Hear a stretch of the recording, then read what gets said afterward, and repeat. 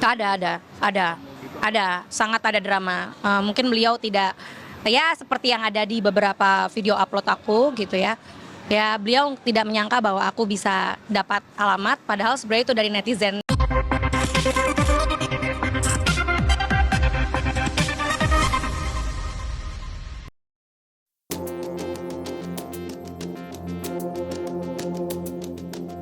Pasca bercerai, Cikita Meidi disibukkan dengan berbagai kegiatan.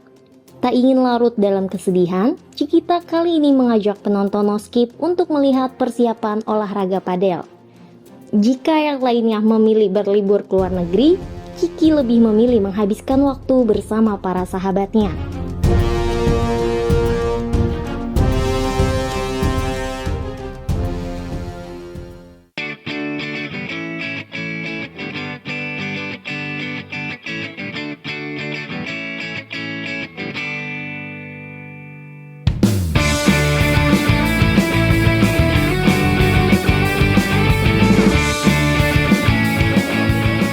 Mirsa ikutin kita ya, keseruannya seperti apa aja padel bersama aku. Aku nih.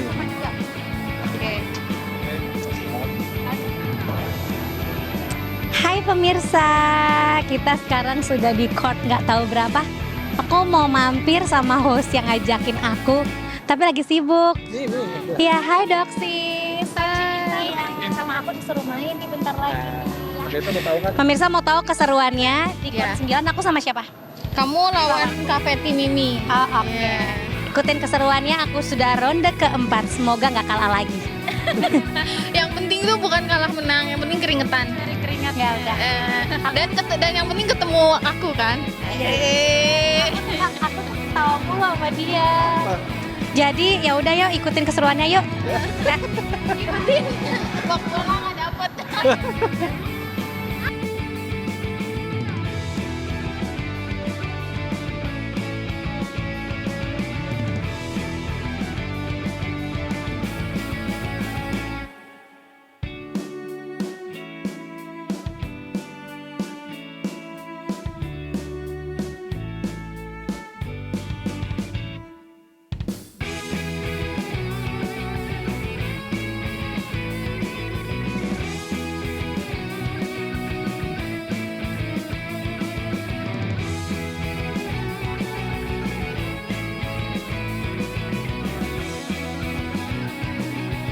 Lo apaan sih, gue udah kalah dalam percintaan, gue harus kalah dalam padel. Lo sialan banget.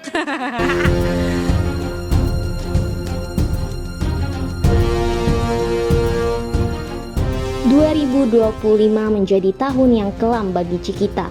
Dirinya harus dihadapkan dengan perceraiannya dengan sang mantan suami, Indra Aditya. Cikita juga harus dihadapkan dengan berbagai masalah.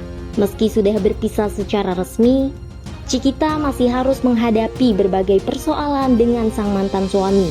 Sejak awal sidang perceraian, Indra tidak hadir dan hilang bagaikan ditelan bumi. Cikita akhirnya menemukan keberadaan Indra bermula dari info netizen. Cikita langsung mengecek ke lokasi kosan milik Indra. Cikita menjelaskan jika perjuangannya untuk menemui sang mantan semata-mata hanya untuk anak semata wayangnya, Jafir, yang merindukan sosok ayah. Oh, kronologinya kebetulan memang ada warga sekitar yang kebetulan nonton aku di Ketok Live dan memberitahu bahwa beliau ada di seberangnya gitu. Itu seperti apa? Tahu bisa ya amazing dong situ sampai akhir ketemu sama mantan suami. Sebenarnya nggak amazing juga ya, mungkin karena ternotis juga lewat berita-berita di online sama offline, dan nggak mungkin orang nggak tahu pasanganku saat itu.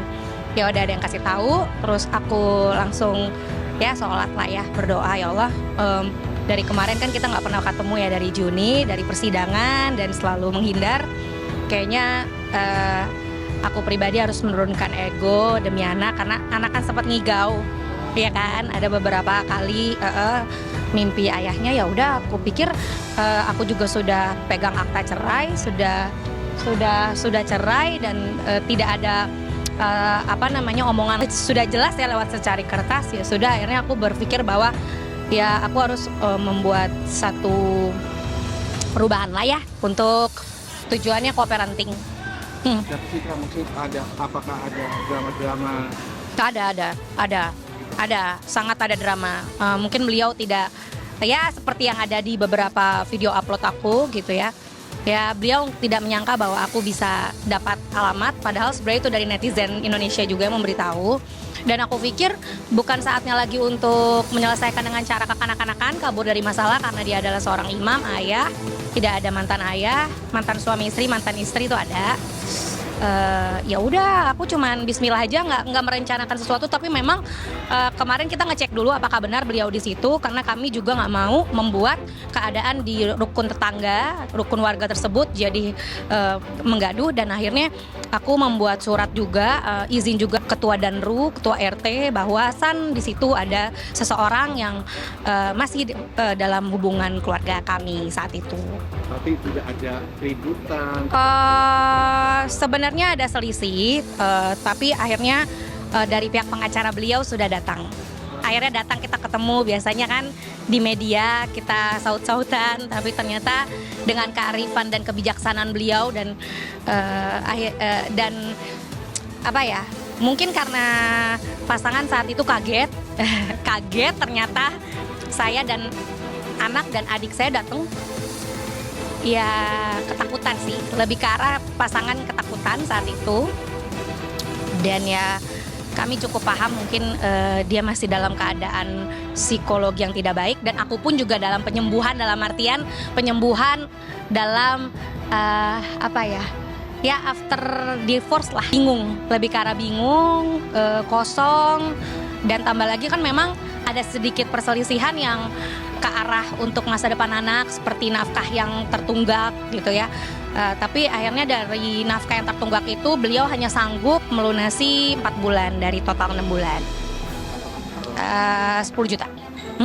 Ya kan, sesuai dengan kesepakatan ya, karena idah, madiah, mut'ahaku kan digugurkan secara sengaja ya. Secara sengaja, walaupun itu sebenarnya kan tidak boleh ya, tapi kan ya kita ikutin sesuai hukum aja gitu. Akhirnya saya membaca lagi di putusan bahwa yang dapat cuma anak aja.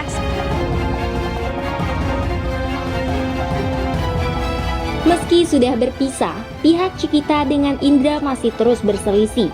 Sejak persidangan, keduanya banyak meributkan, salah satunya yakni harta gonogini. Pihak Indra bersikukuh tak ingin membayar cicilan rumah yang sudah ditinggali bersama. Ketika ditemui kemarin, Cikita menceritakan jika kemarin melalui pihak lawyernya, Indra meminta Cikita untuk meninggalkan rumah dan segera dijual untuk dibagi berdua. Meski kecewa dengan ungkapan Indra, Cikita tetap berusaha untuk meredam egonya demi sang anak. 4 bulan aja, Ya. masih ngutang 2 bulan lagi. Langsung dibayarkan saat itu. Ya berkat bapak lawyernya dia, aku kan nggak pakai. Jadi waktu pada saat kita datang, mungkin dia butuh penengah, akhirnya dia panggil lah lawyer dan timnya untuk menengahi. Tapi akhirnya gimana? Jalan win-win solutionnya seperti apa? Win-win solutionnya kita masih mencoba untuk menenangkan diri, karena dari pihak dia kayaknya masih ketakutan, masih shock, masih belum terima juga keadaan seperti ini kali ya. Kalau aku sih udah terima, kalau dia kayak masih dalam emosional, masih memandang aku dengan penuh kebencian. Jadi ya aku rasa ya udahlah, aku demi anak aja, ya udah aku pura-pura damai aja depan anak. Yang 4 bulan aja, Ya. masih ngutang 2 bulan lagi. Langsung dibayarkan saat itu. Ya berkat bapak lawyernya dia, aku kan nggak pakai. Jadi waktu pada saat kita datang, mungkin dia butuh penengah, akhirnya dia panggil lah lawyer dan timnya untuk menengahi. Tapi akhirnya gimana?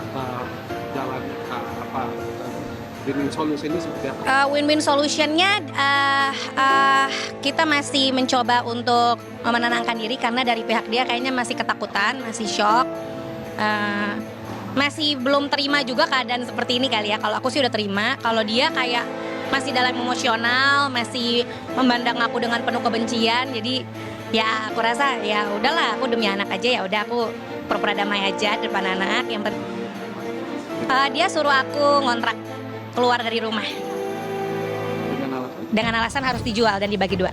Aku harus bayar kompensasi. jadi itu diobrolin langsung Diobrolinnya cuman diintimidasi terus lewat ketok. Jadi dia sempat DM by ketok, tapi aku nggak hiraukan. Aku bilang, ini anak masih demam, nanti kita omongin lagi masalah rumah. Lebih baik hadapi bank dulu. Kalau aku sih lebih mikir kita melunasi bareng-bareng aja. Kan buat anak juga.